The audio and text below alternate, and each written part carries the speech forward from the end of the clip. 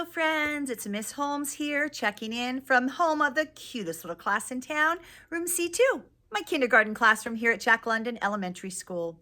And today I'm going to read you another wonderful story written by Jory, John, and Pete Oswald. This one's titled, The Sour Grape. And there is a little sneak peek on the back from the authors, and it says, I'm a sour grape. I have a bunch of grudges against everyone I know. Grrr. But maybe there's a sweeter way to roll. We're going to find out if sour grape does find a sweeter way to roll. All right. Enjoy this story with me, friends. The Sour Grape by Jory, John, and Pete Oswald. I'm a grape, a sour grape. Grrr. If anybody upsets me, I remember it.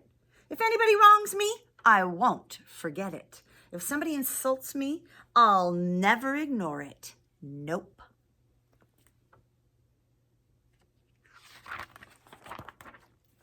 See that banana over there? That banana slipped and bumped into me, so I'm holding a grudge. See that orange? That orange didn't call me back for a week. Grudge. See that lime? That lime borrowed my scarf and never returned it. Grudge. I suppose I've got pretty thin skin for a grape. Nobody steps on this grape. Grrr. Granted, it wasn't always this way.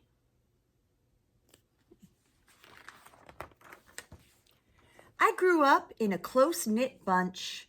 There were about 3,000 of us in our little community, and we were sweet to each other. Look at this beautiful grapevine. All these grapes say nice things to each other. You look nice today. So do you. No, you do. We all lived on a vine. Sure, it was a bit claustrophobic, especially when we were trying to get ready in the morning. Yeah, and they're all trying to get into the bathroom, and it says occupied while this guy's in there doing his hair. But my family was ripe with humor, goodwill, and warmth, and we did our best with what we had. And I raised my hand. The little sour grape says, are you going to finish that? At the dinner table. My grandparents visited on the weekends. We'd stroll in the sun, and they'd teach us what they knew. They said that it takes a bunch to raise a seed. They said that good grapes roll their own way in life. They told us to be kind, forgiving, considerate, and grateful, or grapeful, as my grandpa said with a wink. Above all, no matter what life throws at you, and there will be a lot, try to stay sweet, my grandma said. Indeed, we said in response. After a while, I was the sweetest of the sweet. I said please, and I said thank you, and I brushed aside life's little annoyances. I knew how good I had it. So even when the apple at the hot dog cart accidentally squirts mustard all over him, the sour grape laughs and says, ha ha, no problem at all. But then one day, something changed in me. It was my birthday. I had rigorously and vigorously planned for a big party for weeks. I'd sent out invitations with the date prominently displayed. Get this, I had a Ferris wheel, a magician, and hay rides. I had snacks upon snacks upon snacks. The highlight of the party, though, was a fireworks display, which would happen at sundown. Wow, what a party. I stood out front and I waited for folks to arrive. I had a gigantic smile on my face. I waited. Everybody was a little late, it seemed. No big deal. No big whoop. So I waited. A tumbleweed rolled by. A coyote howled in the distance. Awoo! The sun sank behind the hills. And I waited. Aw, this poor guy. I think I see where this is going for him. Nobody showed up.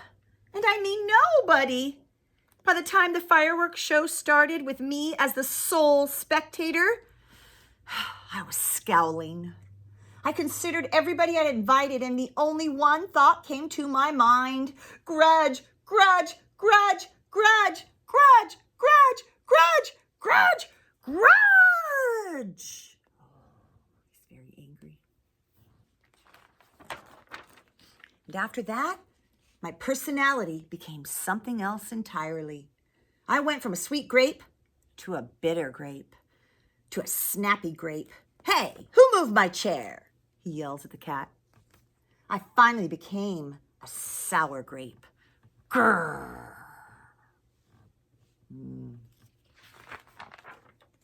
I started holding minor grudges that eventually became major grudges. Hey, why don't you watch where you're going? He says to the banana. I scowled so much that my face got all squishy. You know what? Don't even bother calling me back. I took my grumpiness out on others. Are you ever going to return my scarf? And that's just how it's been. Day after day, week after week, month after month, grudge after grudge. But something happened recently that changed my thinking.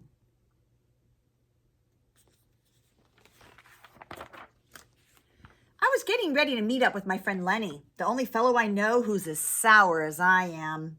Lenny and I usually go to the park where we sit on a bench and we rant about stuff. But just as I was heading out the door, I bumped my knee. Oof! And after I bandaged myself up, I discovered I had a flat tire. Oh! And then I missed the bus, and the next bus was late.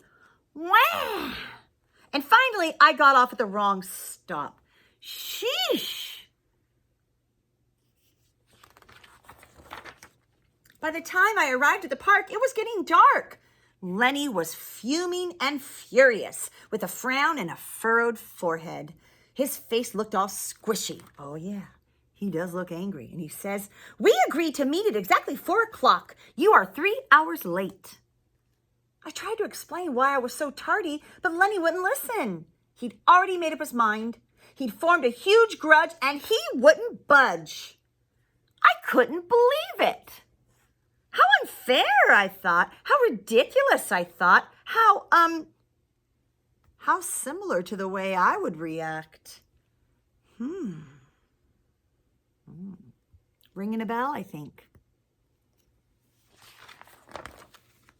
Lenny was pretty worked up. He was pacing back and forth, emitting occasional grumbles. His tone was tart, so I gave him a little space. Besides, it was nice out. I noticed the sky changing colors, the melodic chirping of the birds, the evening breeze, the buzz of the park's insects coming alive at night, and I suddenly felt grateful and peaceful and calm. Had I been missing all this simple beauty because I was too busy complaining? Meanwhile, old Lenny stormed off muttering something about disrespect and lack of consideration. I'm pretty sure I heard a grrr too. I walked home. I pulled a dusty box out from under my bed, and there were old family photos inside. I spotted myself in one of the pictures. I was so sweet. Yeah, look between his grandma and grandpa. I knew that little grape from that photo was still a big part of me, deep down. It would just take some work to get back there again. And that was the exact moment I found the invitation I had sent out for my infamous birthday party. The one where nobody showed up? It said May 31st, but wait here. My birthday was on May 21st. Alas, I told everyone to come on the wrong day. Gulp. It was all my fault. I realized nobody's perfect. Not even me. After that day, I started noticing other things too, like how remaining sour all the time is so draining. I'd wasted so much energy holding grudges when I could have easily cleared the air if I'd felt hurt. And yes, I still get upset from time to time, but that's okay, because now I talk and I listen and I work things out instead of just walking away. Good idea. My sourness is fading. I'm letting go of all my grudges, and hey, it's working.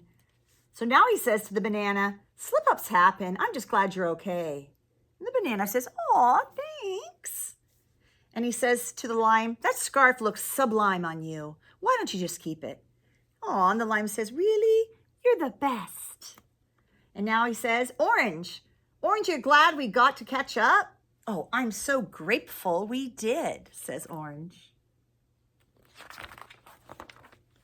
Sure, sometimes I still let out a little grrr when I'm frustrated, like this. Grrr. But then I move on, and my face is less squishy too. Oh, and don't worry, things are okay with Lenny again. Lenny is late this time, and he says, "Gosh, sorry I'm late. You must be furious." And the Grape says, "No big deal, my friend." You know what? If you look at things in the right sort of way, and if you remember to be kind, considerate, forgiving, and grateful, life really can be pretty sweet. Yes, indeed. Love it. Another adorable story with a great lesson. Thanks for listening, friends.